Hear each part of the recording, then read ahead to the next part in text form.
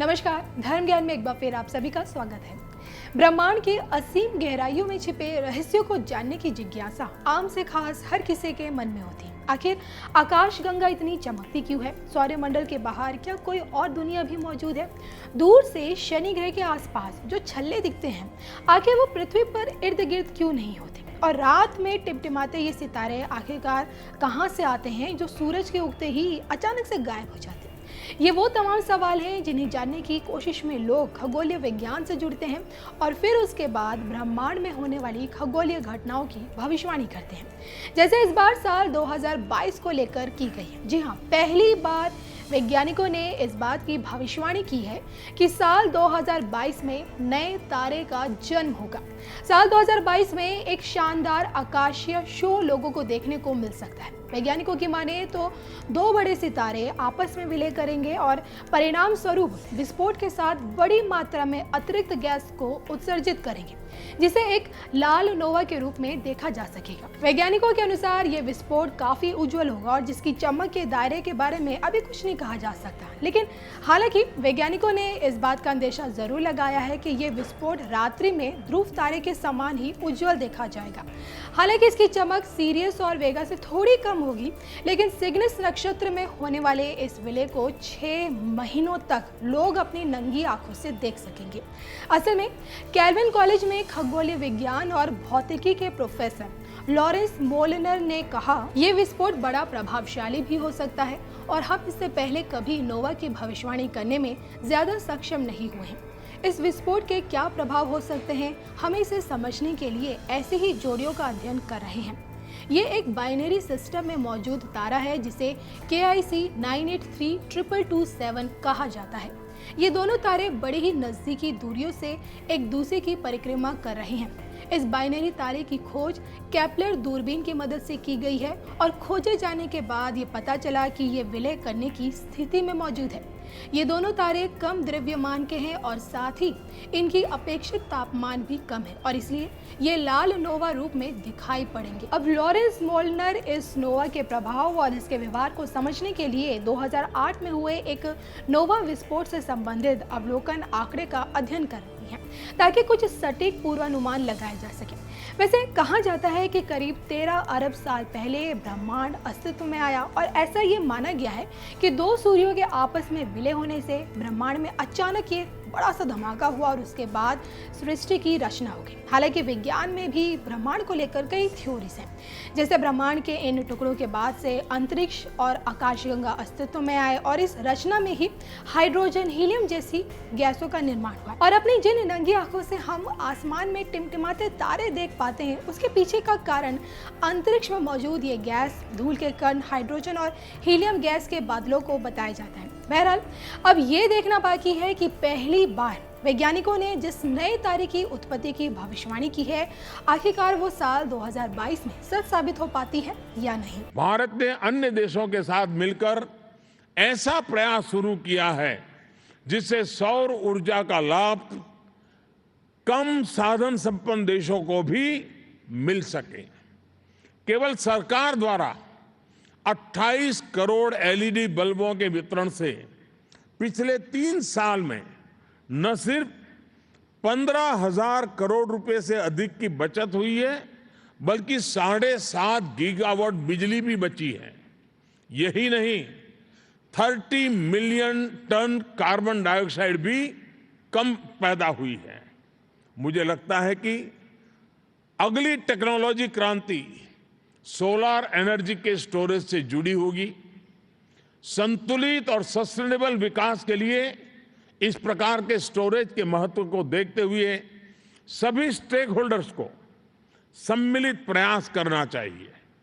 Friends, पिछले महीने भारत के सैटेलाइट लॉन्च प्रोग्राम ने सेंचुरी बनाई है। स्पेस के क्षेत्र में हमारी उपलब्धियों की लागत दुनिया के मुकाबले कई गुना कम है।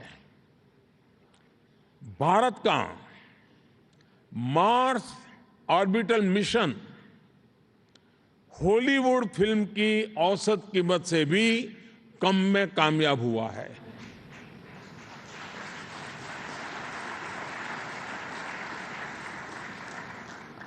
अगर टैक्सी करके आप अपने शहर में ही घूमते हैं तो प्रति किलोमीटर टैक्सी का किराया 10 रुपये से ज्यादा होगा, 10 रुपया से कम खर्चा नहीं होगा। पर मार्स मिशन की लागत प्रति किलोमीटर सिर्फ 7 रुपये की रही है।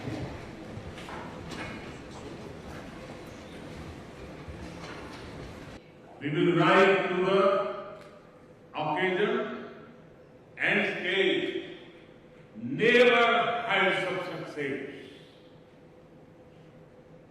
To our scientists, I want to say,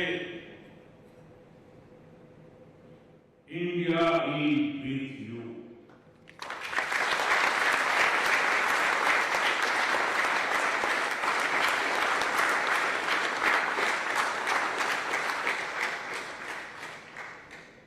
You are exceptional professionals who have made an incredible contribution to national progress.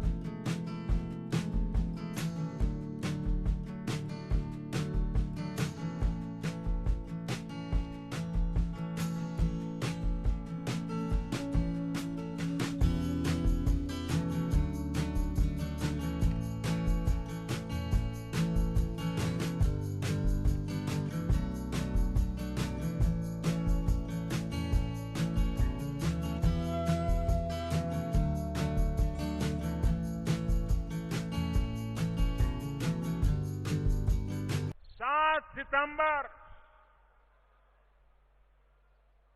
रात में सुबह 1:50 पूरा देश टीवी के सामने नजरें गाड़ के बैठा था। देश और दुनिया चंद्रयान की गति को खुशखबरी के लिए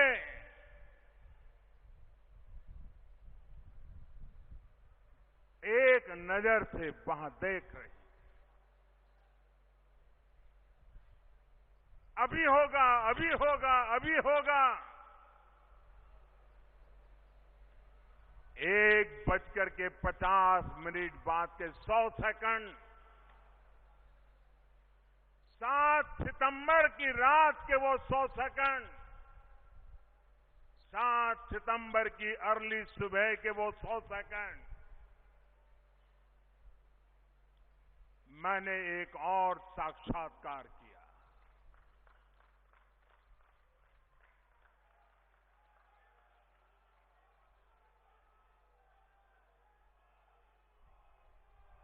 एक